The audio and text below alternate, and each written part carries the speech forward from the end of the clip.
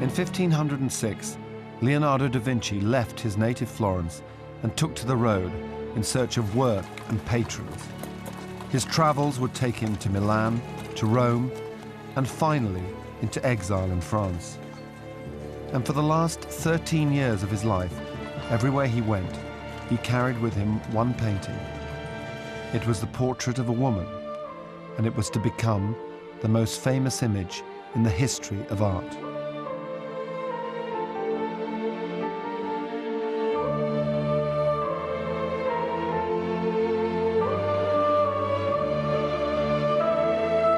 A good painter has to bring out two things: the physical appearance of the subject he's painting, but also what is in the mind, the intentions of the soul. Achieving the first is easy, the second, very hard.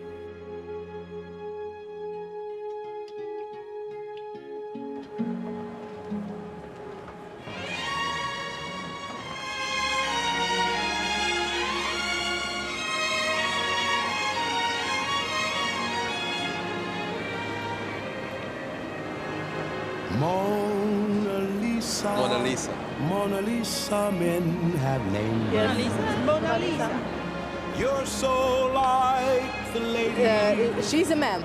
The mystic smile. Is it only 'cause you're lonely? When I was 8 years old, I saw it for the first time. For that Mona Lisa strangeness in your smile. A beautiful man. Wow. Smile to tempt a lover, Mona Lisa.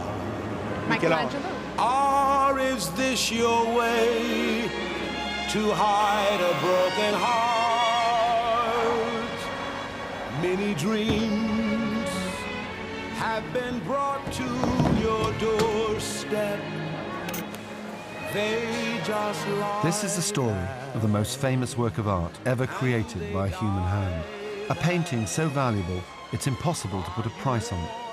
In the Louvre in Paris, it's simply known as painting number 779.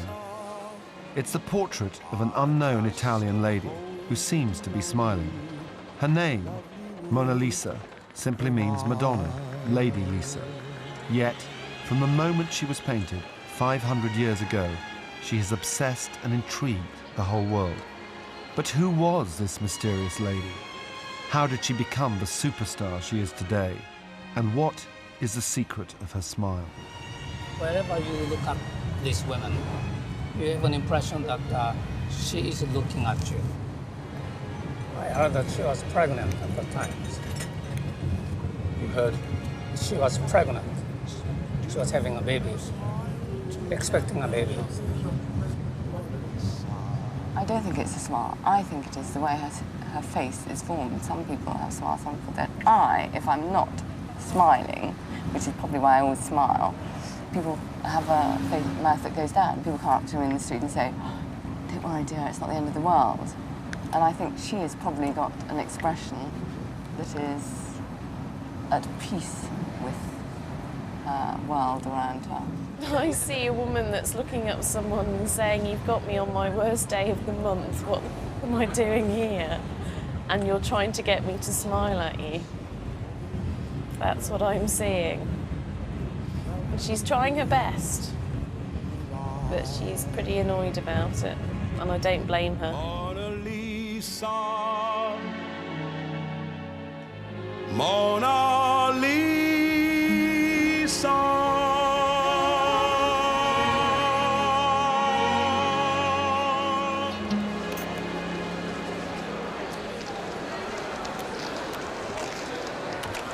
Today, like a Hollywood star, the Mona Lisa has her own bodyguards and special security. She lives in a humidified, air-conditioned concrete box, protected by triple bulletproof glass. But on the other hand, it doesn't seem to deter over 6 million tourists every year. So what's the secret of her fascination? Why has this, of all the images in the world, gripped the imagination of so many people for the past 500 years? Kings, emperors, and presidents have all paid their respects to her. On the Mona Lisa's American tour, President Kennedy greeted her as the ultimate symbol of Western civilization. We, citizens of nations unborn at the time of its creation, are among the inheritors and protectors of the ideals which gave it birth. For this painting is not only one of the towering achievements of the skill and the vision of art, but its creator embodied the central purpose of our civilization.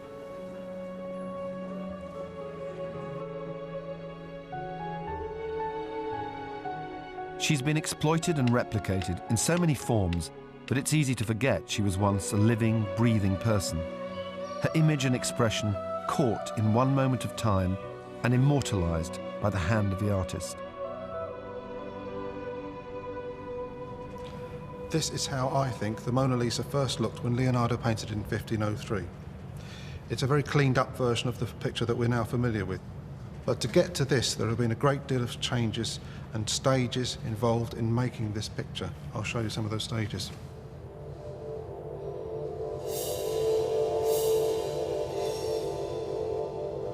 This is a board of poplar wood, and this is what the Mona Lisa was painted on. Now, everybody thinks people used canvas, but in those days they didn't. They painted on wood. In the south of Europe, it was generally poplar wood. In the north of Europe, it was generally oak. But it's this nice solid wood that became a masterpiece. Chalk drawing. Now, almost certainly, Leonardo would have done a chalk drawing or some kind of an image, perhaps in pen or silver point or something, to give an idea of the kind of look of the portrait, the feel of the portrait. The drawing would be transferred to the panel by a process called pricking and pouncing. The little lines would have been effectively joined up by some rather wet fluid paint. This will surprise you. With a green face, brown dress, blue background. What's happening here? Well, basically, Leonardo's just roughing in what goes where colour-wise. And we're starting to rough in the warm flesh tones over the green, so it still comes through in some areas. Of course, the background and the sky now, the marvellous blue, deep, sort of ultramarine type sky.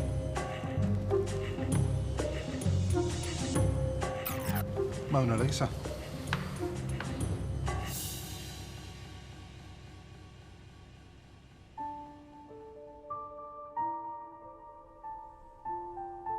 Painting excels because it does not fade as music does as soon as it is born. It endures and keeps all the appearance of being alive, though in fact it's confined to one surface. It can preserve the transient beauty of mortals and endow it with a permanence greater than the works of nature, for these are the slaves of time. Even when death has destroyed nature's original, painting preserves the image of divine beauty.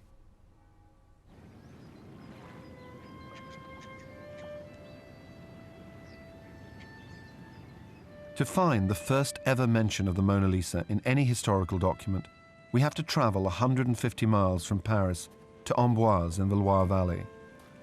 Leonardo came to live and work here near the end of his life at the invitation of King Francis I. This is the fine house the king gave him to live in. On October the 10th, 1517, two travellers on the Grand Tour came to pay their respects to the great painter. They were Cardinal Louis of Aragon and his secretary, De Beatis. This is what De Beatis recorded in his diary. Leonardo showed the cardinal 3 pictures. One of them was of a certain Florentine lady painted from life at the request of Giuliano de' Medici. It was absolute perfection. This I have seen with my own eyes.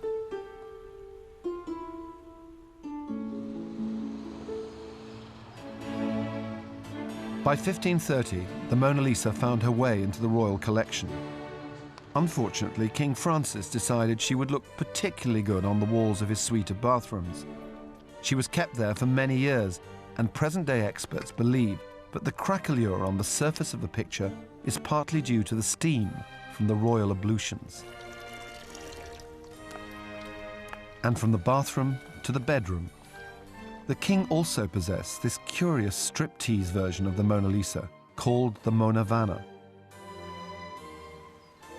What could possibly connect this and Leonardo's masterpiece. Its origins are obscure, but it's clearly related to the portrait of Mona Lisa, except she's not wearing anything. Now, there is a rather unusual taste at the court of Francis I for nude portraits of respectable women. There's a great one of two women, his mistress and her sister, in the bath pinching each other's nipples. Now, this is actually a way of celebrating their fecundity, because breast milk is a symbol of the way that you create children. So the Mona Vana may fit in best with the taste of the French court. The Mona Vana was probably the work of Leonardo's favourite pupil, Sallai. The original Mona Lisa stayed locked away in the royal collection until the people of France decided they didn't want a monarchy anymore.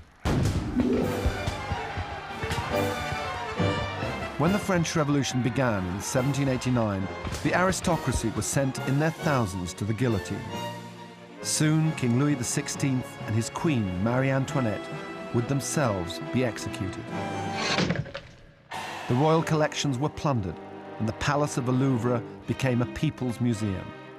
And it was there that the Mona Lisa was put on public view for the first time. When Napoleon came to power and was crowned Emperor of France, one of the first demands he made was to have the Mona Lisa removed from the Louvre and placed in his private bedroom in the Tuileries, thus reviving the tradition of the royal collection. He kept her there for nearly a decade and called her Madame Lisa. His fascination with Leonardo continued as he invaded Italy. And there he found Leonardo's drawings and notebooks. He took those back to France too. He said, all men of genius are French, no matter what their country of birth. After the fall of Napoleon, the Mona Lisa returns to the Louvre and starts its life as a major tourist attraction in the French capital.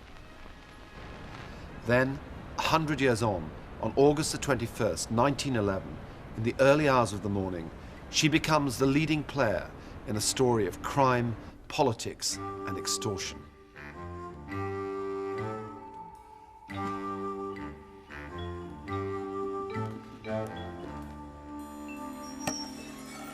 The thief had spent the Sunday night hiding in the building.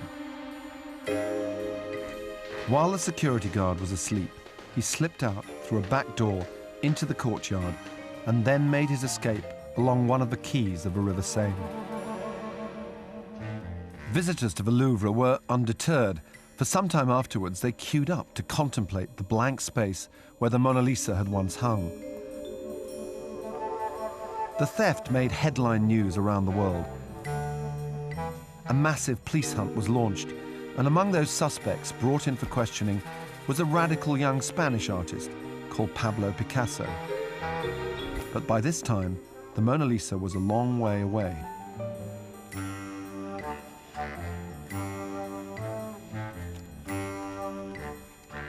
On November the 11th, 1913, Alfredo Geri, a Florentine antiques dealer, received a letter offering him the Mona Lisa.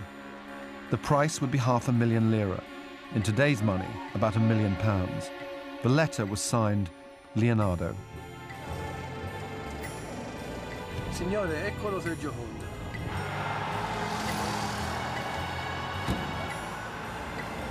A month later, the mysterious Leonardo instructed Signor Geri to meet him at this hotel in the Via Panzani.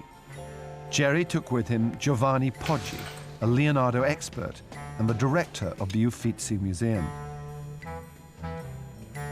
The two men then made their way to the man's room on the second floor of the hotel.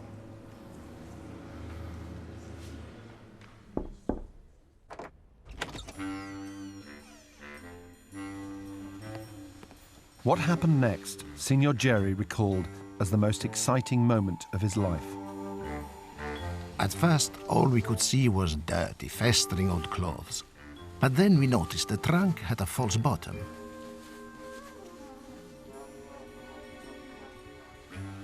As soon as it came into our view, we had the conviction that this indeed was the authentic work of Leonardo da Vinci. Hodgie had been told by the Louvre to look for a telltale splinter mark on the back of the wooden panel. It was there. It confirmed that this was the real Mona Lisa. The smile of the Mona Lisa was again alive in Florence.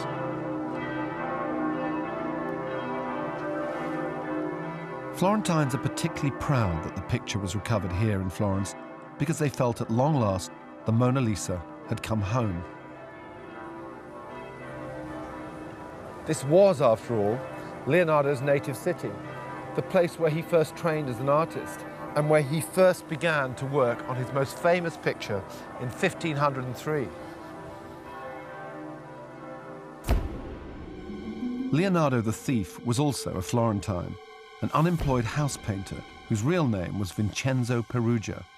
He claimed to be a patriot who had stolen the Mona Lisa simply so she could be returned to her motherland. He was tried. He got 6 months, a very lenient sentence, incidentally. And in a way, he became famous. When he died, he had an obituary in the press.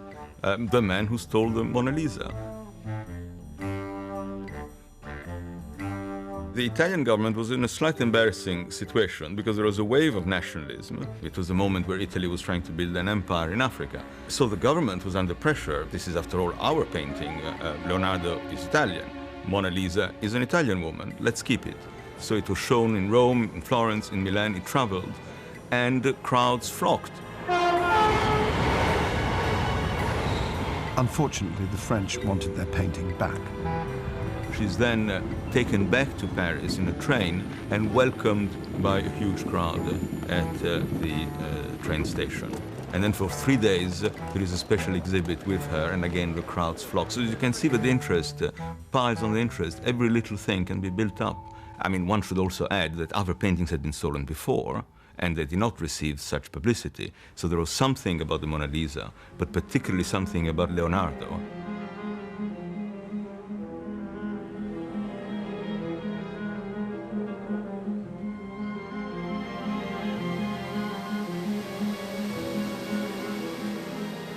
By 1500, Leonardo da Vinci had returned to Florence.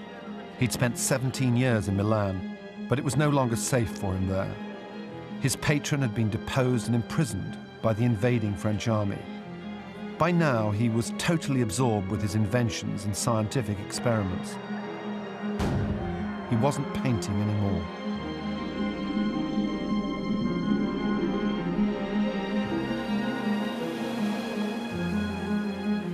When he came to live here at the Servite Monastery, the monks clearly expected some paintings in return for his board and lodging.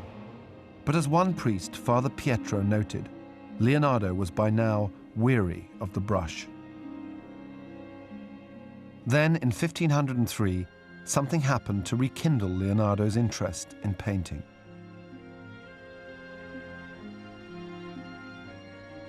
A woman arrives in his studio for him to paint her likeness, and Leonardo agrees. He begins work on the portrait that will obsess him for the rest of his life.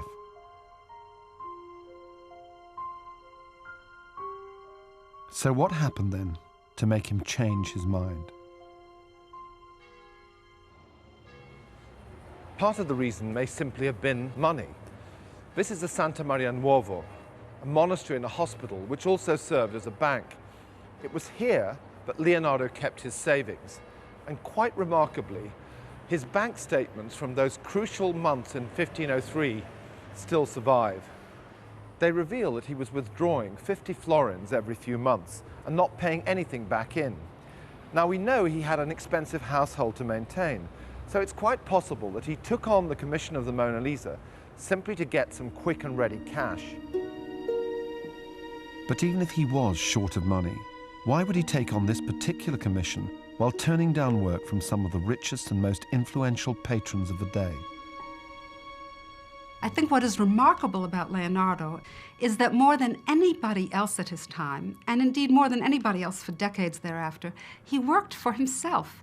He did what interested him. And it's not that he didn't need to make a living as an artist. He did. He needed that income. But he, more than he wanted to satisfy his patrons, whoever they were, wanted to satisfy himself, his own intellectual curiosity, his own aesthetic needs. The patrons for him were, shall we say, enablers and inconveniences sometimes at worst. From patrons, you first get flattery, then hard work, then ingratitude and recriminations.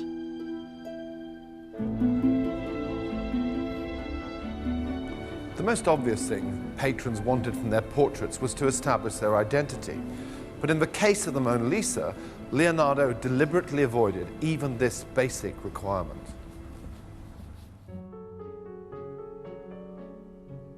In his other portraits, Leonardo usually left some clue or symbol so that people could easily identify the sitter.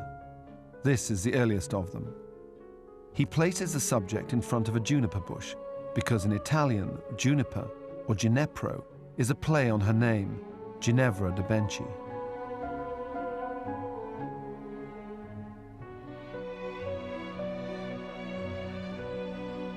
And in his exquisite portrait of Cecilia Gallerani, the ermine she's holding is a mascot of her lover, the Duke of Sforza. But in the Mona Lisa, he left no clue in the picture at all, and there is no mention of her in any of his writings. She is simply a mysterious woman sitting in a landscape. Leonardo may not have wanted to reveal her name, but his secret has inspired one of the greatest quests in the history of art, to discover the Mona Lisa's true identity. One person who would have loved to have had her portrait painted in oil by Leonardo da Vinci is Isabella d'Este, the Marchioness of Mantua. When he visited her in Mantua, he obviously did at least 2 charcoal sketches, brief, rapid, bravura performances there. Left one behind with her and took the other on his travels down to Florence. Now, for the next 2 years, she's in constant negotiation, pleading with him to finish the portrait or send the sketch back or send her something from his hand. She was so desperately keen, she even pleaded with Cecilia Gallerani to borrow her portrait by Leonardo so that she could work out her own instructions to the painter. Isabella was a bit of a pain. She would actually send artists links of string telling them how big the figures should be. Now, even for people who are being used to told what to paint, this was, this was going a bit far. I think Leonardo probably found her rather oppressive.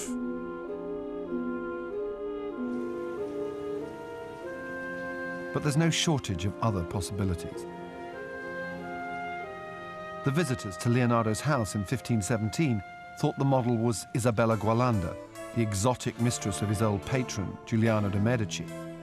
And there's a further possibility in the august figure of Constanza d'Avalos. From a warmongering dynasty, she was a military commander in her own right. There's an Italian poem of the time which names Constanza as the veiled lady in a portrait by an artist called Vinci. Finally, there's the Florentine housewife, Lisa Gherardini, named by Leonardo's biographer, Vasari. The best way to clear up this confusion is by going to Milan. I wanted to look through documents which relate to the history of the painting and might help identify the most likely sitter. There are problems with all 4 candidates. Medici mistresses tended to flaunt their status with expensive jewels, not for them the restrained taste of the Mona Lisa. And the well-endowed Grand Duchess was well over 40 and a widow when Mona Lisa was painted, so she's unlikely. As for the vain and imperious Isabella d'Este, if she really had persuaded Leonardo to paint her portrait, wouldn't she have made absolutely sure the whole world knew about it? There are also doubts about Lisa Gherardini. Italian scholars find it particularly hard to believe Leonardo would have chosen to paint a middle-class housewife. After centuries of uncertainty, a vitally important piece of evidence has only just come to light in the Milan State Archive.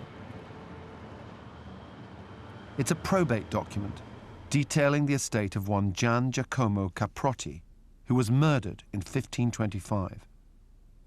And we know Gian Giacomo as Salai, the little devil, Leonardo's lifetime companion. The original is too delicate to handle, but from this photocopy, it's absolutely clear why Leonardo scholars regard it as a crucial piece of the Mona Lisa jigsaw. It's a list of all Salai's possessions, and one entry in particular is absolutely fascinating. It refers to a picture, quadro, dicto la Honda, called La Honda. And it's valued at 505 lira, a small fortune at the time, and a price which could only really be attached to a masterpiece, a Leonardo masterpiece that he left to Salai. Now the plot thickens because there's a second document. And in this document, the abbreviation La Honda has been scratched out and replaced with the word La Gioconda. Now we know that the married name of one of Leonardo's sitters, Lisa Gherardini, was in fact Lisa del Gioconda. So, after 500 years, the mystery of the Mona Lisa's identity has finally been resolved. Salai's inventory confirms Lisa del Gioconda, the Florentine housewife, was indeed the Mona Lisa. This is one of the most amazing discoveries. I mean, you sit in the Milan archives day after day after day. It's a freezing cold place. And you're reading all of this Latin, and then suddenly you've got it. You've got a document which tells you finally something you didn't know before. So who was Lisa del Gioconda? By tracking down marriage and birth certificates, we've managed to discover some tantalizing details. She lived here in the Via del Stufa with her husband Francesco, a prosperous silk merchant. She was the daughter of a middle-class landowner, got married at 16, and was Francesco's third wife. His two other wives died tragically in childbirth. Lisa herself lost a daughter, but she did have two other children who managed to survive. What she meant to Leonardo, we'll probably never know. But if this was meant to be a portrait of a respectable middle-class housewife, then it's a very odd one indeed, and quite unlike any other picture of its time. It's here at the Uffizi Galleries in Florence that you can get a clear idea of how radical the Mona Lisa must have seemed in its day. Just 3 decades earlier, even masters like Piero della Francesca were forced to abide by strict social conventions. The whole point of these portraits was to show off your status. So they had to, of course, wear their best clothes, their jewels, their finery, so that they could be seen in all their glory. As you can see from this picture, it was very much a man's world. And here you have the man, the owner, really, essentially, of the wife who is the possession. She has to be modest, chaste, virtuous. That's what's expected of her. Loose hair was a sign of eroticism, so it was something which was frowned upon. Consequently, you can see that her hair is trussed up and decorated. Certainly not allowed to flow in any way at all. In the very materialistic culture of early 16th century Florence, everything was about keeping up appearances. By comparison, Leonardo decides to throw away the rule book. Far from being the height of fashion, her dress is utterly plain and timeless. Lisa is a married woman, but she wears no wedding ring.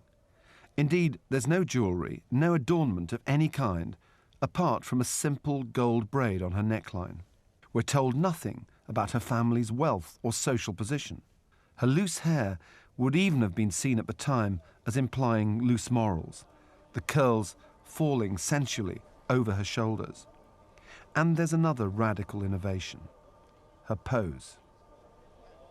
Traditionally, Renaissance paintings would be in profile. It would be like me standing like this, and you'd only see the profile. But what Leonardo does, it is as if he's calling Lisa. He calls Lisa, Lisa turns towards him, looks at you, and has the upper part of her body looking somewhere else. So it's a snapshot. It is in the middle of a movement. And he's been able to do that, and thus introducing into portrait painting something which existed, of course, in sculpture, in a single portrait. This was such an achievement that Raphael and others started imitating it. Indeed, nowadays, when a photographer takes a picture of you, they will always say, please don't look at the camera, look slightly away, and so on. They will try to disturb the staticity of the pose. And in so doing, whether they know it or not, they are reproducing Leonardo's great discovery. And then there's her gaze. But is she looking directly at us or through us? Is she even looking past us, over our shoulder at something we can't see? Leonardo understood the compulsion we all feel when we first meet someone to try to read their character from their face. He challenges us to interpret her thoughts, to capture, in his words, the motions of her mind and the passions of her soul. But he teases us. He draws a veil of ambiguity across her features. And then, of course, there's the riddle of that smile. You know, one of the reasons that the smile so endlessly fascinates people is because they can't quite make it out. And I think that something of this is to do with the fact that it's lopsided, the smile. Now look at this. If I cover this side of the picture, now that looks quite severe. Now if I turn it round and cover this side of the face, now she looks like she's smiling. And you see that the smile is also mirrored in a way by the landscape, because the landscape seems lopsided too. On the left-hand side here, you see the water lower in the frame, and on the right-hand side, it seems to be higher in the frame, protruding from the right-hand side of the picture. And of course, Leonardo did nothing by accident. He was fascinated by optical effects. So I think this must have been intentional, and it gives you a real sense of unease about the picture. What is she smiling at? What does she have that we don't have? What does she know about our thoughts that we don't know? Leonardo was a man listening to voices unheard by other people.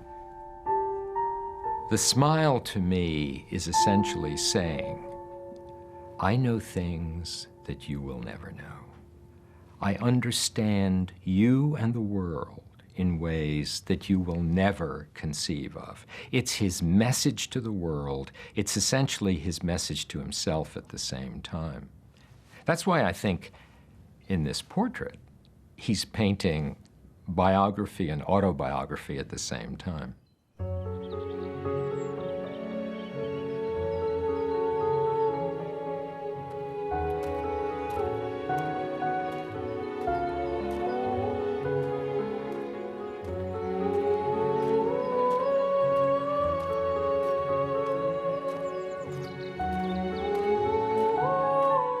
Leonardo's mother was a peasant girl, Caterina, who'd had a brief liaison with his father, Ser Piero. She was later married off to a man in the next village, but she's said to have wet-nursed Leonardo for at least 18 months. Then he was brought up by his stepmother, Donna Albiera. Both women are said to have been deeply affectionate and loving. But the separation from his birth mother suggested another interpretation of the Mona Lisa to the founding father of psychoanalysis. We begin to suspect the possibility that it was his mother who possessed the mysterious smile, the smile that he had lost and that fascinated him so much when he found it again in the Florentine lady. In Leonardo's later painting, The Virgin and St. Anne, Freud saw the same smile, the Mona Lisa smile, on both women, as he saw it, both mother figures.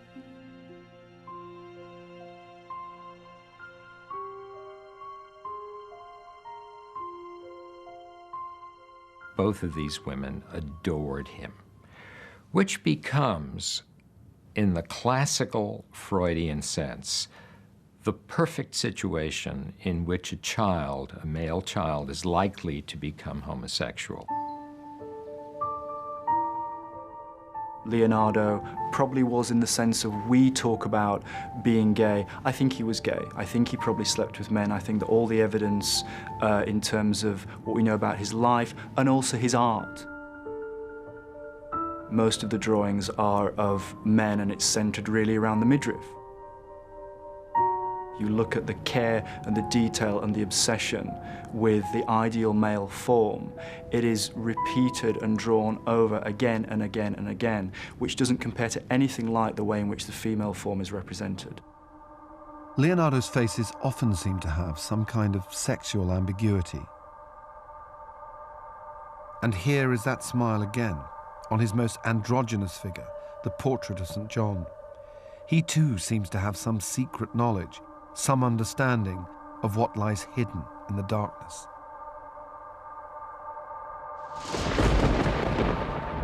What of Lisa del Gioconda herself? While she sat for Leonardo, did she too have a secret? One that might explain the mystery of her smile. It's my personal thought that she is indeed pregnant.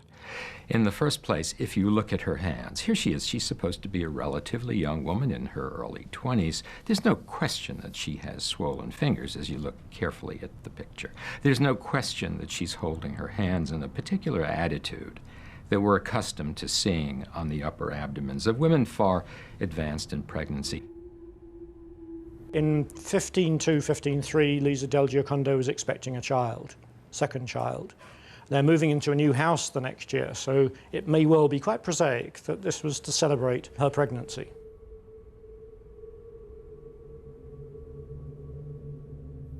Although it's perfectly obvious, of course, that Leonardo wasn't physically attracted to women. He was fascinated by them, both as an artist and a scientist. Most men of his time, for instance, really believed that the male was responsible uniquely for the act of procreation. But Leonardo realized that the man's role was quick and easy, whereas the woman's was complex and full of mystery. He was convinced that women were key to the process of creation.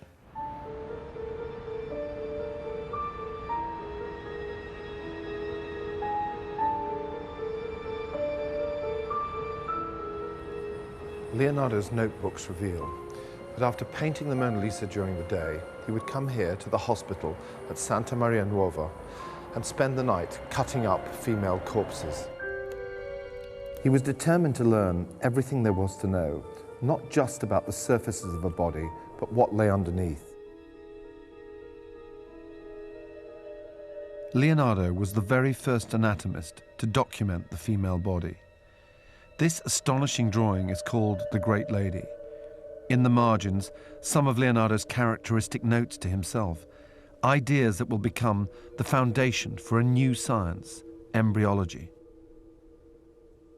Begin with the formation of the infant. Put in such parts as are successively composed according to the duration of the pregnancy and how it is nourished until birth. Leonardo da Vinci makes the first ever drawings of the human fetus in the womb. He was making this, and he'd obviously been doing the dissection at the time that he was painting the Mona Lisa. That seems so extraordinary to me. This dissection, or it's really not a dissection, it's a great synthesis of everything that he was learning about the human body, is, I think, almost the most remarkable anatomical drawing ever made. These are drawings about what makes a living body a living body. And one of the things he's most interested in his anatomy is this cycle of life, death, and maturity. I think he's doing Leda at the same time, this painting about generation. Here is this wonderful image of a bird, we know Leonardo's obsession with flight, mating with a woman and producing babies from eggs. What a subject for Leonardo. You know, this is absolutely perfect. It's all the mysteries of generation, all in one package.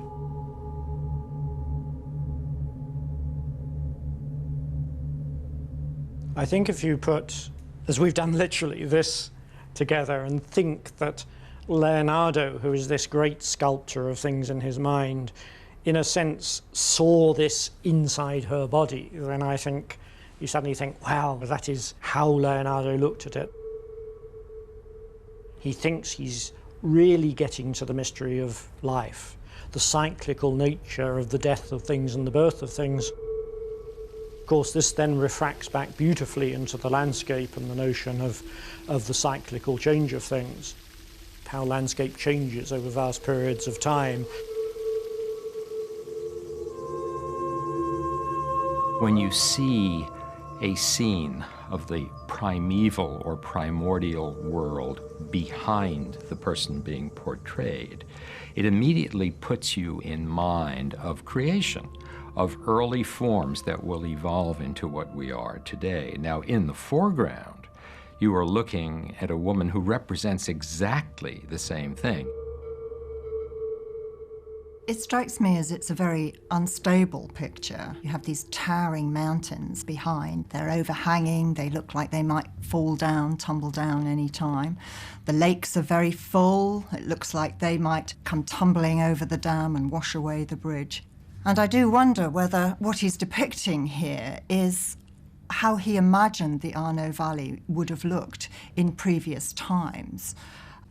There is some very clear evidence in the notebooks that he thought there used to be a lake where Florence stood, and there was a lake lower down the valley as well. And maybe this is what he's seeing with these two lakes. He's imagining what the landscape used to look like. So what's going on here? How does the Mona Lisa connect with the strange primeval landscape behind her? It's time to get out of the city and go back to where it all began, the Tuscan landscape where Leonardo spent his childhood and formative years.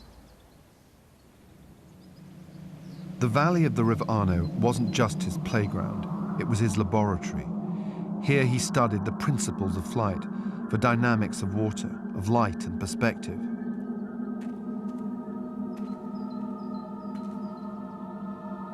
So is the apparently fantastical landscape behind the Mona Lisa real or imaginary? Here, 30 miles from Florence, the River Arno is crossed by the Buriano Bridge. Is this the bridge behind the Mona Lisa? What we do know for sure is that Leonardo knew the bridge and the surrounding area intimately. The Buriano had a vital strategic importance to the city of Arezzo. And just a year before beginning work on the Mona Lisa, Leonardo was sent here as a military engineer to the infamous warlord Cesare Borgia. And only minutes away from the Buriano Bridge, there is another connection with the Mona Lisa. This epic landscape is known to locals as the Valley of Hell. These primeval rock formations rise hundreds of feet out of nowhere to form a ridge running some 30 miles along the Arno River.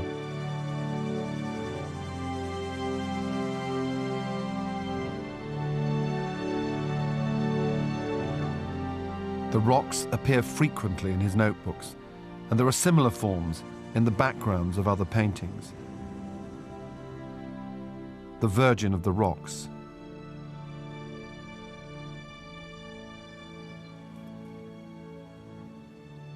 The Virgin and St. Anne. Little rivulet streams have carved their way down through these rocks and form the amazing shapes that you see today. And that's, I'm sure, what Leonardo understood had happened. The Mona Lisa gives a very clear sense of time passing, I think, particularly in the landscape in the background. There you have a clear depiction of the geological cycle. You have the river starting up in the mountains, these very jagged, unstable mountains. It wends its way down, bringing the sediments with it, until it eventually gets to the sea. And Leonardo had this idea that it then was taken back up to the mountains again and would start again. So you have this continuity, this continual cycle of geological time forever, really.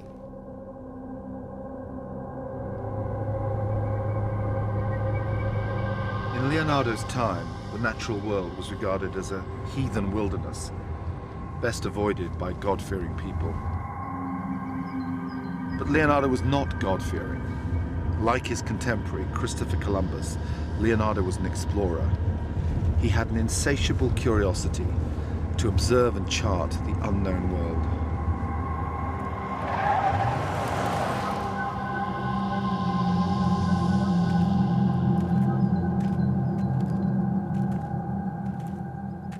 I came one day to the mouth of a great cavern. I had never been here before, never been aware of its existence. I stood for a time, peering in to see what forms had been created there by nature, but the darkness of the cave was deep. I felt fear and desire, fear of the mysterious cavern, desire to see whether there might be any marvelous thing within its walls.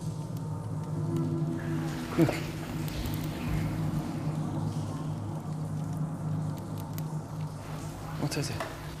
It's a whale. Think. How many years this beast has plowed its way through the oceans, chasing the tuna fish, buffeting the ships, creating great storms in its wake.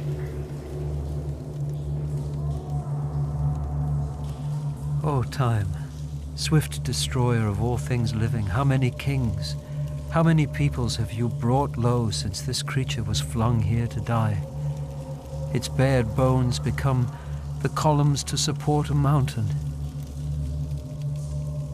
He's at the mouth of the cave and he's afraid to go in, but his curiosity is pulling him in.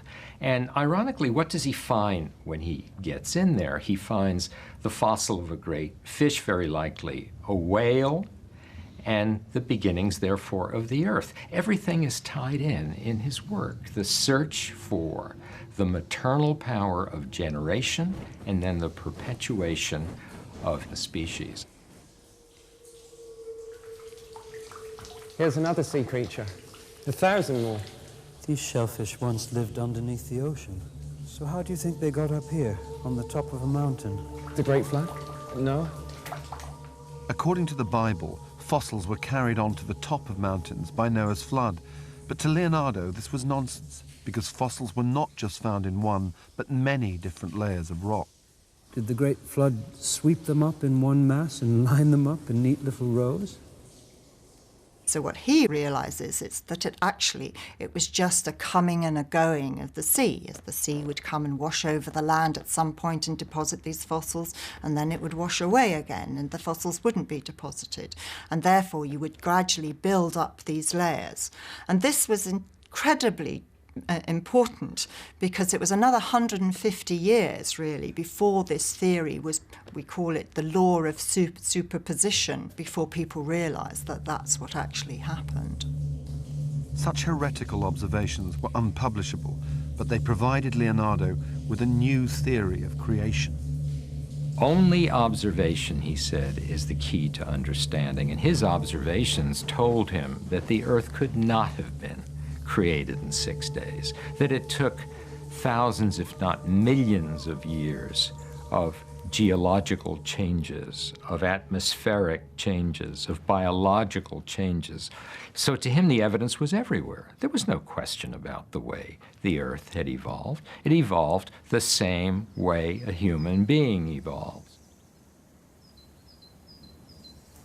Drawing together all these threads, it seems to me that the Mona Lisa provides us with a snapshot of the mature Leonardo's mind, a distillation of all that he had discovered through a lifetime's observation into the secrets of nature. All his life, Leonardo had wanted to control nature. He mapped town and countryside, planned to subdue and divert great rivers. He cut through mountains, built bridges, all to rearrange and order God's creation.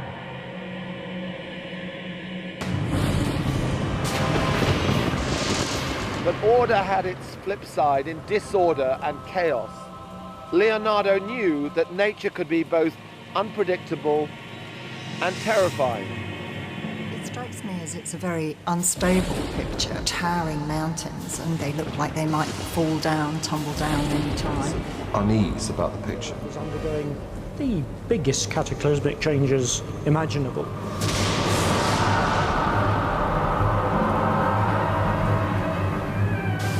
The River Arno has always been unpredictable and subject to often devastating floods. As recently as the 1960s, it caused terrible destruction to buildings and works of art in Florence. Leonardo himself had witnessed as a child one of the worst of all deluges, one he recalls years later. The air was darkened by the heavy rain driven aslant by the crosswinds. The fire rent and tore the clouds asunder. What fearful noises were heard through the dark air as thunder violently shot through it to strike anything that lay in its course. What weeping and wailing as terrified beings flung themselves into the waters. How many mothers wept for their dead children, their arms raised to heaven as the hills collapse into the depths of a flooded valley.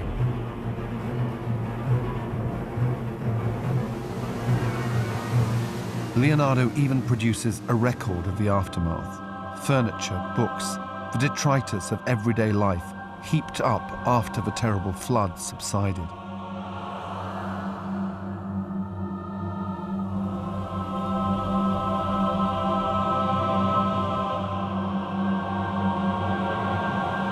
The deluge drawings are, in a sense, the ultimate reflection of this idea that there is a superior force. And these are vast forces. And what happens in the human heart, what happens in the mind, are all little microcosmic reflections of these vast forces. So it's a complete spectrum.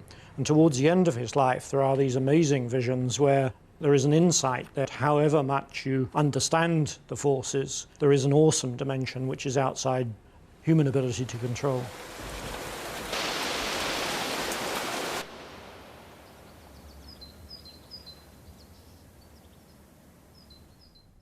The presence that rose thus so strangely beside the waters is expressive of what, in the ways of 1,000 years, men had come to desire. She is older than the rocks among which she sits. Like the vampire, she's been dead many times and learned the secrets of the grave. What was the relationship of a living Florentine to this creature of his thought? By what strange affinities had the dream and the person grown up thus apart, and yet so closely together? Leonardo never delivered the portrait of Lisa del Gioconda. He carried it with him wherever he went for the last 16 years of his life, even into exile.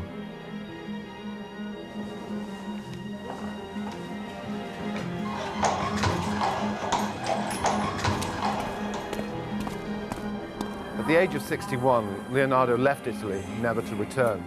Younger and more fashionable artists like Raphael and Michelangelo were now flavour of the month and regularly gaining the most glamorous commissions.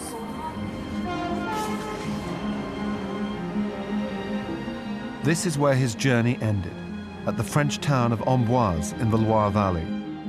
If Leonardo was underappreciated in his homeland, he was certainly welcomed by the French king.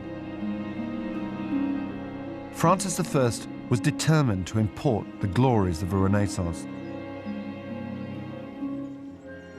In recognition of Leonardo's unique status, he gave him a large manor house right next door to the royal castle. Leonardo's last years were not easy. He suffered a stroke, which meant he lost the use of his right hand. But his increasing infirmity didn't seem to matter to the young French king, who treasured every moment he was able to spend with such a wise old man.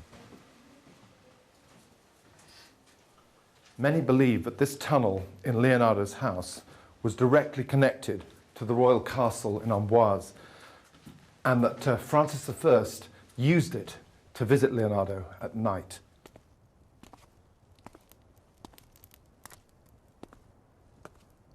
They would talk through the night, the old man and the young king. So at last, towards the end of his life, Leonardo, so often misunderstood and taken for granted, had found a patron who really understood the nature of his genius.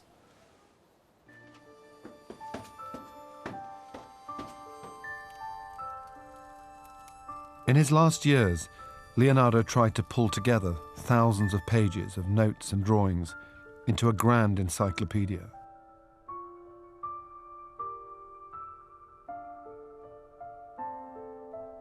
But the task of compiling the observations of a lifetime, like so many of his ambitious schemes, remained unfinished.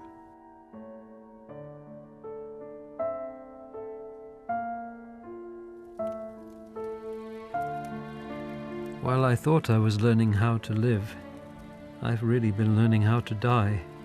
As a day well spent brings happy sleep, so a life well used brings contented death.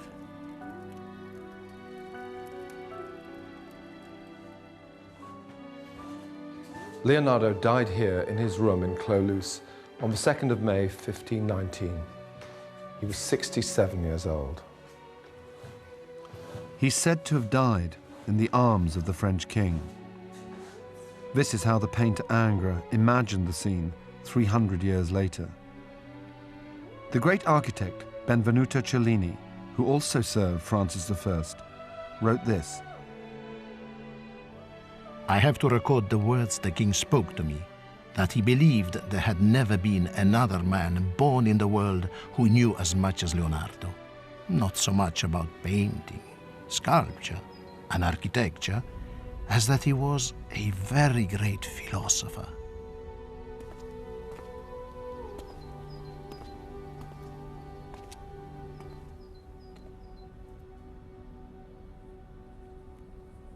It's taken 500 years for many of Leonardo's ideas to become a reality.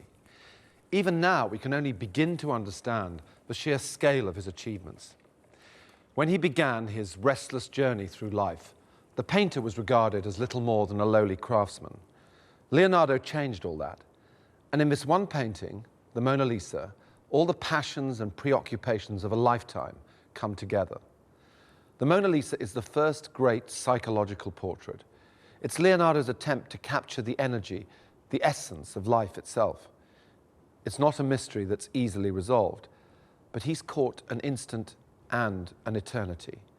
Like a magician, he's made the invisible visible.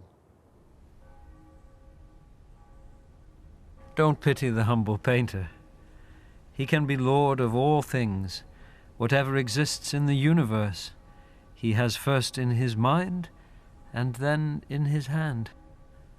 By his art, he may be called the grandchild of God. Explore art that challenges and appalls. Mary Beard's Forbidden Art. Watch now on BBC iPlayer. The mystic smile. Is it only 'cause you're lonely they have blamed you for that Mona Lisa strangeness in your smile? Do you smile to tempt a lover, Mona Lisa?